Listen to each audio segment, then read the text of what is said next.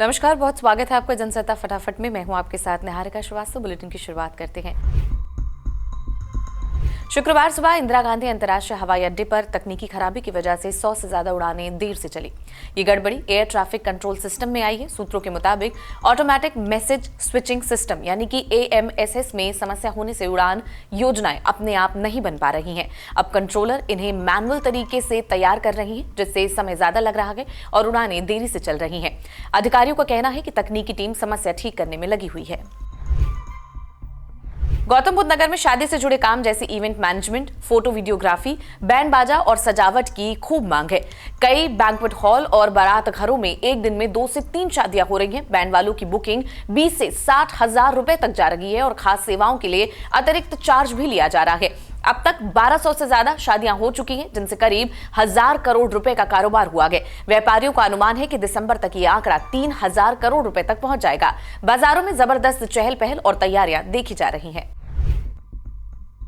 आज यानी 7 नवंबर 2025 को भारत में सोने के भाव में गिरावट देखने को मिल रही है। आज 24 कैरेट सोने के भाव में करीब 55 रुपए प्रति ग्राम की गिरावट देखने को मिली। हालांकि चांदी के भाव में कोई बदलाव देखने को नहीं मिल रहा। सोने पर 3% GST और आभूषण बनाने के शुल्क पर 5% GST लगता है। भारत में आज 24 कैरेट 1 ग्राम सोने का भाव 12,202 रुपए प्रति ग्राम है, जो कल 12,257 रुपए प्रति ग्राम थी, जो 55 रुपए प्रति ग्राम की गिरावट को दर्शाता है।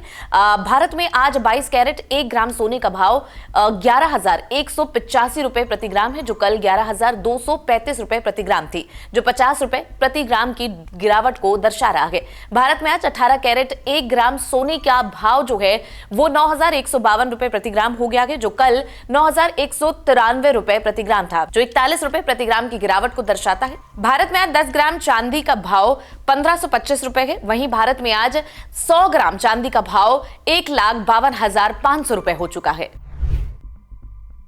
पश्चिम बंगाल में चुनाव आयोग द्वारा मतदाता सूचियों के विशेष गहन पुनरीक्षण यानी कि SIR का तीसरा दिन है।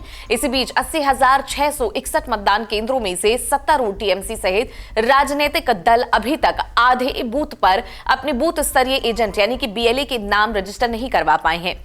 चुनाव आयोग द्वारा उपलब्ध कराए गए आंकड़ों के अनुसार TMC ने 35,364 BLA रजिस्टर किए हैं, जबकि भाजपा 37,700, CPI 29,160, कांग्रेस 6,999, जबकि फॉरवर्ड ब्लॉक में सबसे कम 1,091 BLA पंजीकृत किए हैं। जवाहरलाल नेहरू यूनिवर्सिटी में 4 नवंबर को हुए छात्र संघ चुनाव के नतीजे जारी कर दिए गए हैं। सेंट्रल पैनल की सभी चारों सीट पर लेफ्ट यूनिटी के उम्मीदवारों की जीत हुई है। ABVP का सूपड़ा साफ हो गया है। पिछले साल एक सीट ABVP के खाते में गई थी, लेकिन इस बार सिर्फ ज्वाइंट सेक्रेटरी पोस्ट ही ऐसी थी जिस पर कांटे की टक्कर देखने को मिली थी। इस पोस्ट पर लेफ्ट के सुनील यादव ने मामूली वोटों के अंतर से जीत दर्ज कर ली है। बिहार विधानसभा चुनाव के पहले चरण में वोटिंग खत्म हो गई। रिकॉर्ड 64.66% मतदान हुआ। बिहार के लखीसराय में वोटिंग के दौरान भारी हंगामा हुआ। पहले डिप्टी CM विजय सिन्हा की गाड़ी पर पथराव हुआ।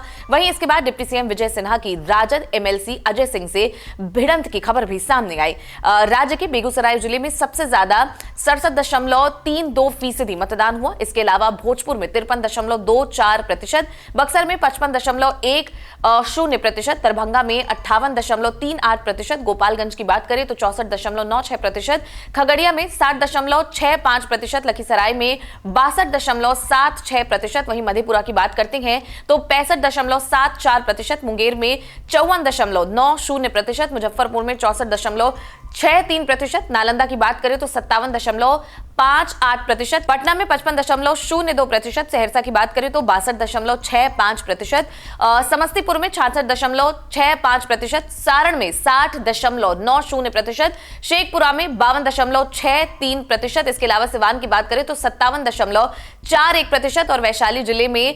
59.45% वोट डाले गए हैं। बॉलीवुड के बादशाह शाहरुख खान और उनके बेटे आर्यन खान जल्द ही एक बड़े प्रोजेक्ट में साथ नजर आने वाले हैं, लेकिन इस बार पिता कैमरे के सामने होंगे और बेटा कैमरे के पीछे। ताजा मीडिया रिपोर्ट्स के मुताबिक आर्यन खान अपने पिता शाहरुख खान को डायरेक्ट करने की तैयारी में है और ये फिल्म साल 2027 में फ्लोर पर आ सकती है। आज का बुलेटिन आपको कैसा लगा हमें कमेंट सेक्शन में जरूर बताएं। बाकी की देश दुनिया की खबरों के लिए बने रहे जनसत्ता के साथ। नमस्कार।